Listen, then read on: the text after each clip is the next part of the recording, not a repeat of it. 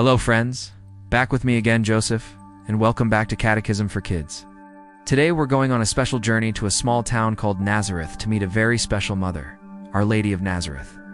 You might have heard of Mary as Our Lady of Lourdes or Our Lady of Fatima, but long before those amazing events, she was simply the gentle mother who lived in a little home, raised Jesus, and loved God with all her heart. Nazareth was the quiet town where the Holy Family, Jesus, Mary, and Joseph thrived together. Imagine their life there. Mary would have cooked meals, cleaned their home, prayed, and cared for her son, Jesus, just like so many mothers do every single day. But she did everything with a special kind of love and holiness. This teaches us something wonderful. Our ordinary, everyday lives can become extraordinary when we do things for God. Our Lady of Nazareth shows us that we don't need to perform big miracles to please God. We just need to do simple things with great love. In the Bible, we read in the Gospel of Luke, he went down with them and came to Nazareth and was obedient to them. This simple line tells us so much about Jesus' childhood and the love within the Holy Family. They are our perfect model for faith, work, and love. So, let's explore how Mary, as Jesus' human mother, taught him about love. Now, we know that Jesus is divine, the Son of God, and he knew love perfectly, but he was also fully human. And as a human child, the very first love he experienced was the tender, gentle love of his mother. Mary, think about it. Like any mother, Mary held Jesus, comforted him when he cried, and taught him his first words and steps. She nurtured him with her daily care. These countless small acts of love were Jesus' first human experience of God's selfless love, and they set a beautiful example for all our families. Mary also taught Jesus about love through her incredible faith and trust in God. Remember the Annunciation? When the angel Gabriel came to Mary and asked her to be the mother of God, she said yes. That yes was a powerful act of obedience and trust. By always embracing God's will, she showed Jesus what it means to live a life completely devoted to our Heavenly Father. She modeled a path of complete trust. And her example of love didn't stop there. Mary showed incredible patience and strength, especially during times of suffering. Imagine her standing at the foot of the cross, watching her son in his final moments. Her heart was breaking, yet she stood there with a loving, motherly heart, full of compassion. Her steadfast trust, even in the darkest hour, teaches us that a heart filled with God's love can endure any hardship. This is the power of a love that is unconditional and self-sacrificing. The Catechism teaches us about Mary's Immaculate Heart. This means her heart was pure, completely free from sin, and filled with faith, hope, and perfect love for God. This is the heart she offered to Jesus and to the whole world.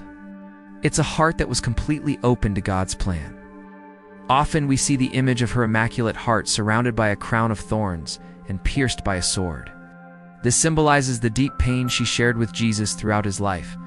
By enduring this suffering with such faithful love, she showed both Jesus and us what true, unconditional love looks like. And this loving heart is a place of refuge for us, her spiritual children. By the way, Our Lady of Nazareth is not a Marian apparition in the same way as apparitions like Lourdes or Fatima. Instead, the devotion is a traditional and ancient veneration of the Virgin Mary under the title Our Lady of Nazareth, which has its roots in Portugal and is tied to a specific, miraculous legend, not a modern apparition. The most famous site of Our Lady of Nazareth is in the town of Nazaré, Portugal, which is named after the devotion. The legend of the miracle. The devotion is centered on a statue of the Virgin Mary and Child that, according to tradition, was brought from Nazareth to the Iberian Peninsula in the 4th or 5th century. According to tradition, this miraculous image was carved by the hands of Saint Joseph, the foster father of Christ, while in the very presence of the infant Jesus and the Mother of God. Later, the faces and hands of the images were painted by Saint Luke the Evangelist. This remarkable image is still preserved in a church where it can be viewed by anyone, as the story surrounding it is a fascinating one. It is known that the statue of Our Lady of Nazareth came from the Holy Land, where it was one of the oldest images ever venerated by Christians. It was saved from destruction at the hands of the iconoclasts sometime early in the 5th century, by a monk named Cyriaco, who gave the statue to Saint Jerome. Saint Jerome later gave it to Saint Augustine in Africa to protect the statue by removing it from the Holy Land. Saint Augustine then gave it into the safekeeping of the monastery of Calignana, near Merida, a monastery on the Iberian Peninsula. The town's prominent legend recounts that in 1182, a knight named Dom Fues Rupinio was saved from falling off a cliff after invoking the intercession of Our Lady of Nazareth.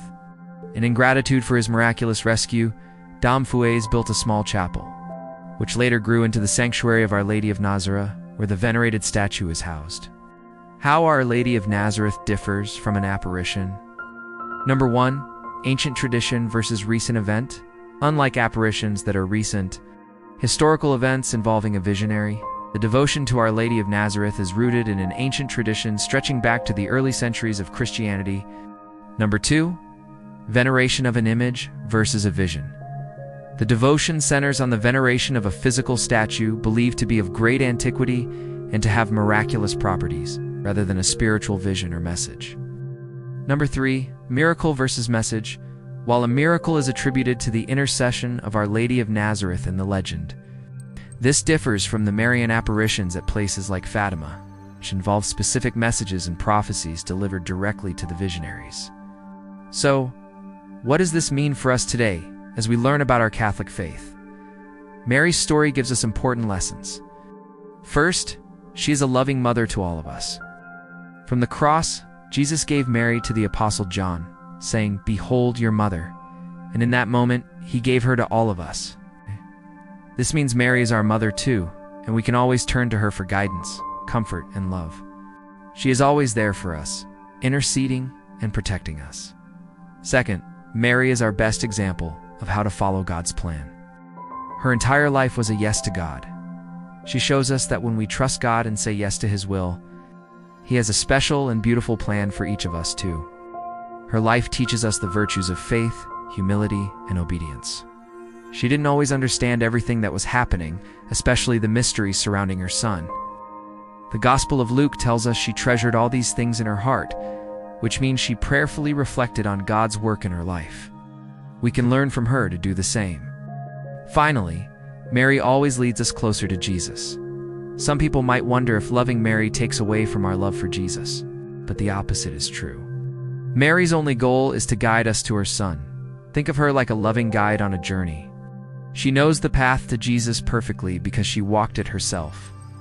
By studying her life and trying to imitate her virtues, we learn to love as she loved, and this brings us into a deeper and more loving relationship with Jesus Christ. Mary's role as a teacher didn't end when Jesus ascended into heaven. She continued to lead the early church as the first and most perfect disciple of Christ. Do you remember the story of the wedding at Cana? They ran out of wine, and Mary noticed.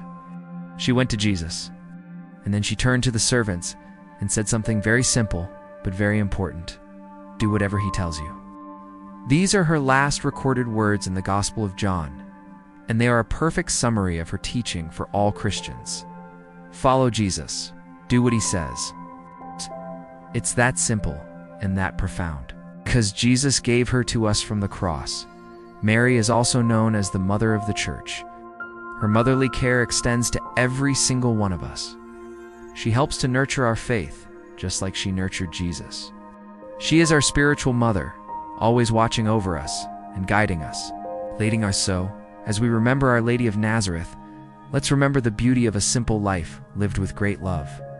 Let's ask Mary to help us love Jesus more, to trust in God's plan for our lives, and to find holiness in our daily tasks, at home, at school, and with our families. Mary shows us that the path to Jesus is a path of love, and she is always there to walk it with us, leading us gently to her Son. Thank you so much for joining us for this episode of Catechism. For kids, I hope you learned a little more about our beautiful mother, Mary. Don't forget to like this video and subscribe to our channel for more faith-filled stories. Take care, everyone, and stay safe and healthy. We'll see you next time. May God bless you and your families.